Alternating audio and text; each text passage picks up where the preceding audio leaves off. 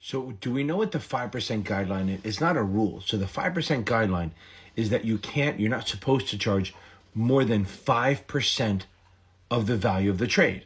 Nobody does that anymore. Well, some people do it.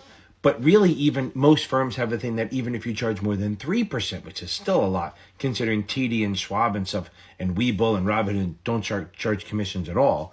But if you charge more than a 3% commission or markup on a trade, normally the firm will trigger a red flag and be like, wait, what's going on? So just to be clear, if you do a $10,000 trade, you can charge them $500 in commissions. But again, that's a guideline, not a rule. If you go more than that, then you better have a damn good reason. And in reality, there are times when if you even charge the 5%, you might get in trouble. Like say you bought one share of Berkshire Hathaway at $488,000 a share. So Berkshire Hathaway trades at $488,000 a share. If you charge 5%, they'd be like $24,000. That's crazy. You would get in trouble for buying one share. So even if you only charge 5%, which is still fucking excessive, it's gonna still be kind of high. So let's talk about this place right here. So this is called Stifel. I would think it's Stifel, but it's Stifel. Who knows? I'm an idiot.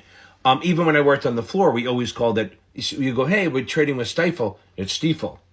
It never stuck. I kept calling it Stifel, but I'm an idiot.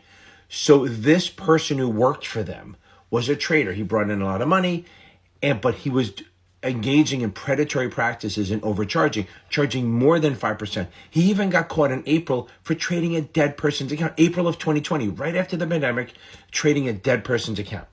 And the company was like, oh, we think he's doing bad stuff in May. And he really had 50 alerts, all this stuff.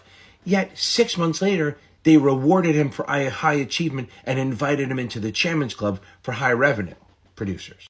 Literally letting him screw people over and not doing a thing. So the Massachusetts regulator came in and said, wait a second, what's going on? They started investigating. They found all this stuff and they jacked the firm for $3.2 million, not just for having it happen, but ignoring it. They literally knew what was going on and they didn't care because they're bringing in commissions. So a $3 million fine, 3.2 plus 700 grand in restitutions. And they said over the past 5 years, it's a third time Mass went after him. And Stifel has paid $14 million in fines, restitutions, and penalties over the last 5 years because you're not protecting grandma and grandpa.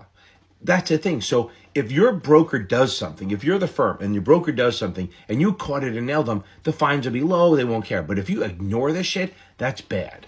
I mean, this guy was going after old people, nonprofits, and churches, literally who you shouldn't be touching. And they also found out, what do? They're always using the personal cell phone. That's a problem too.